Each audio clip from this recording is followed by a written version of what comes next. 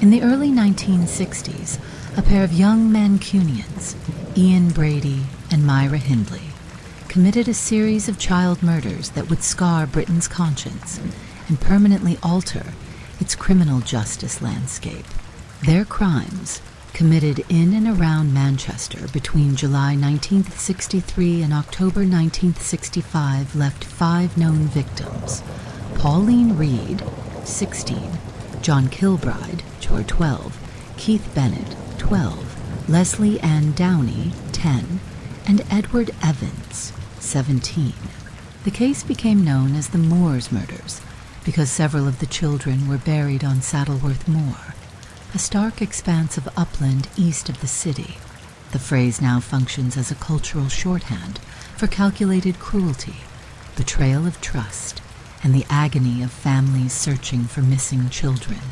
Post-war Britain of the early 1960s was changing fast, economically, culturally, and technologically.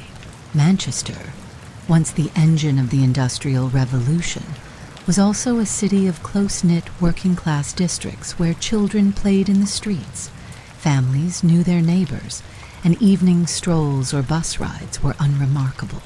That social fabric, trust in the ordinary, became the very material Brady and Hindley exploited. Saddleworth Moor, with its peat, heather, and sweeping, exposed vistas, would later become a symbol both of concealment and of dogged decades-long searching.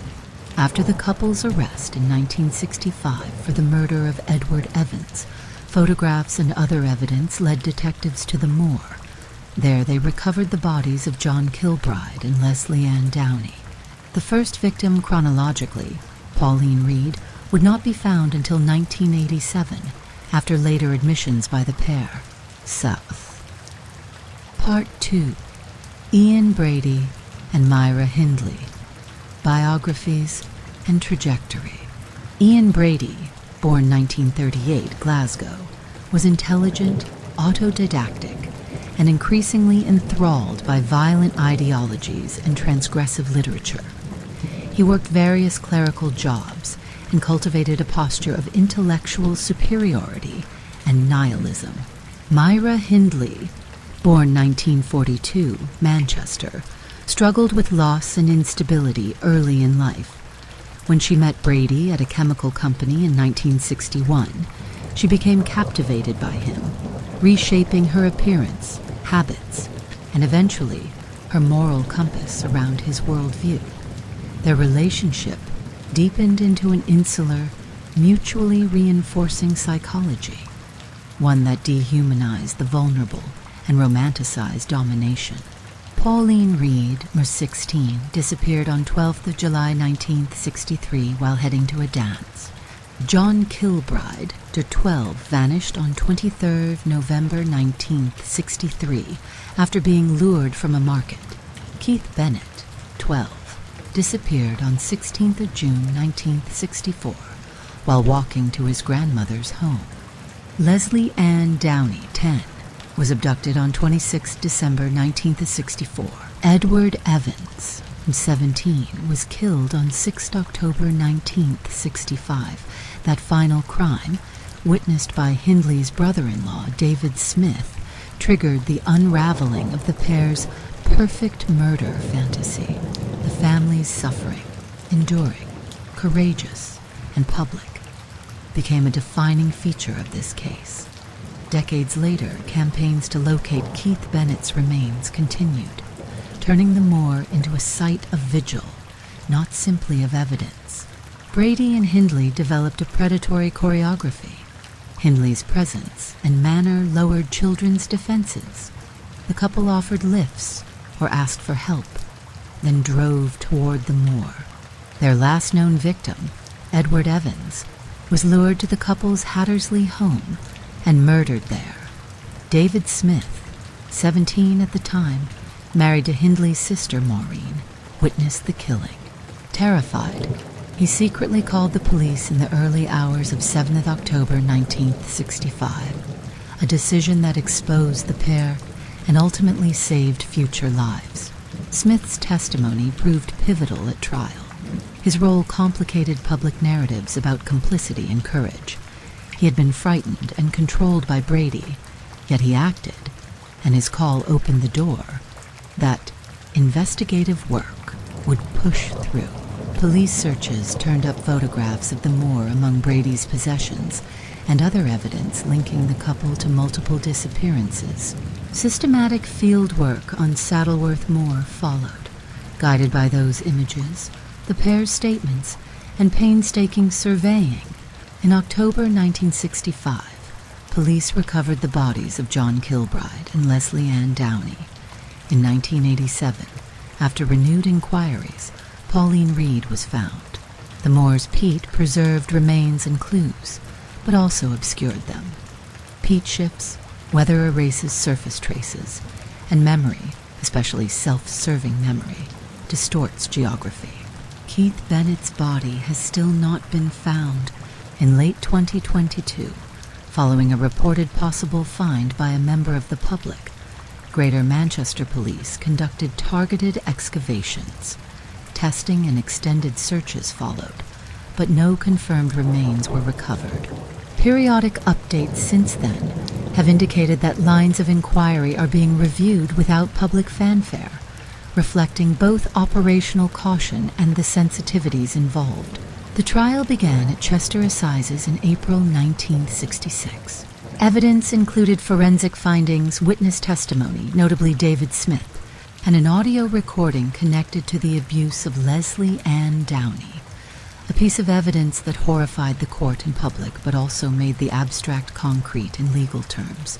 On 6 to 7 May 1966, both were convicted, Brady of 3 murders and Hindley of 2 murders, and as an accessory in another, each receiving life imprisonment.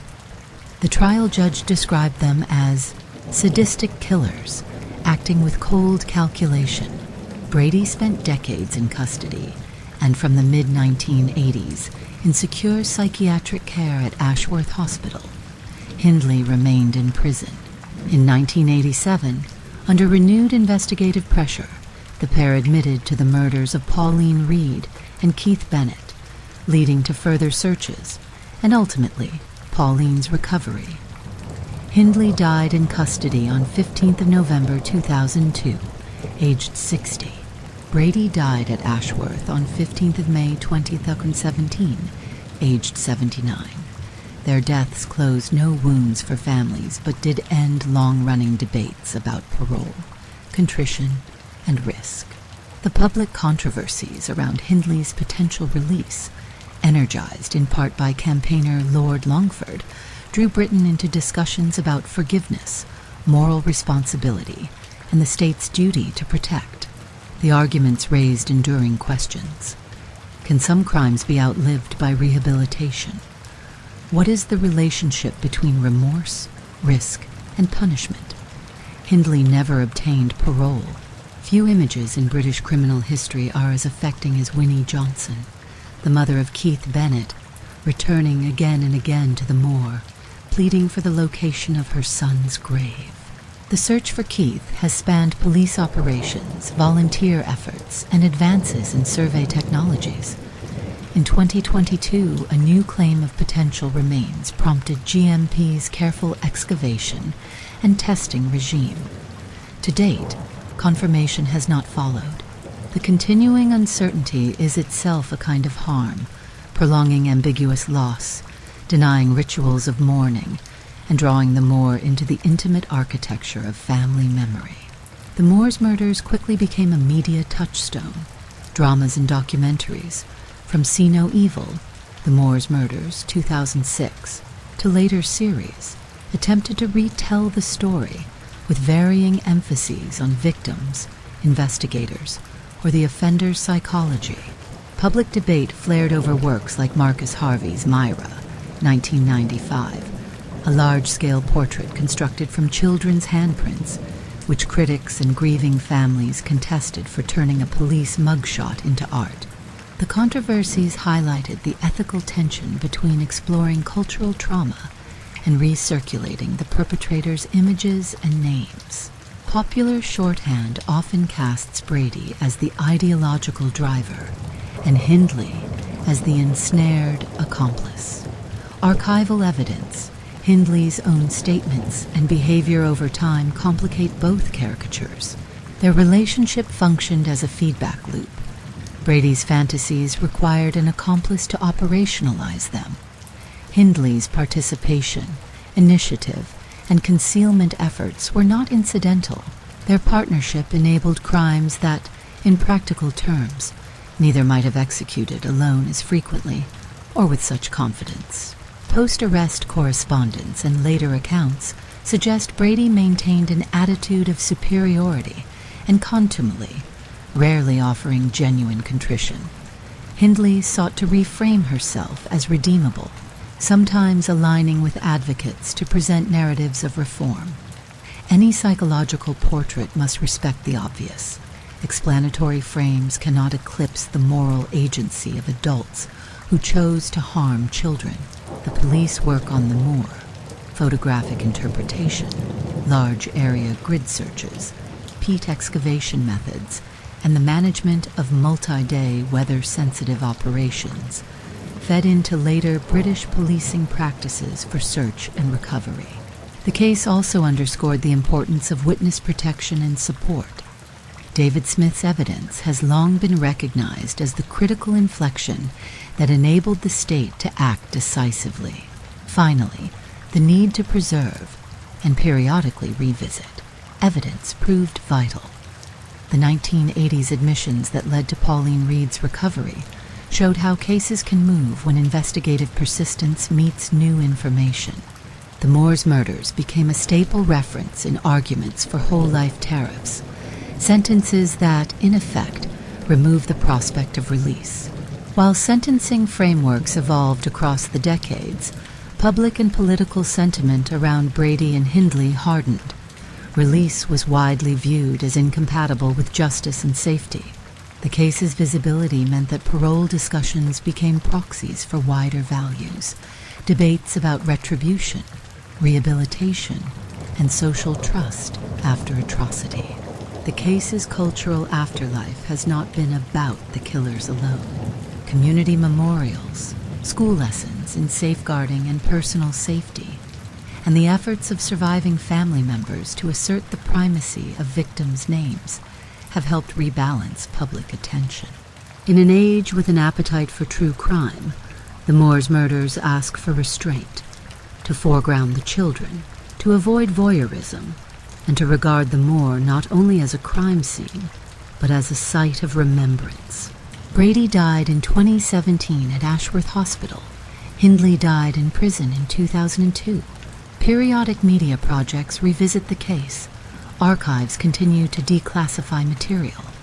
And the search for Keith Bennett has seen periodic surges, including in 2022 when GMP undertook tests and excavation after a reported find, and later updates, signaling quiet non-public review. The hard fact remains: one child is still missing from his family's care.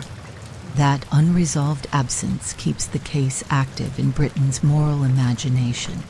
The Moor's murders were not committed by a shadowy conspiracy or a faceless state. They were carried out by two people embedded in ordinary neighborhoods who weaponized trust, intimacy, and routine. That betrayal still animates the case's power. The public obligations that follow are practical and ethical. Equip children and families, support witnesses, protect evidence, invest in patient, methodical search work, and keep victims, not perpetrators, at the center of the story.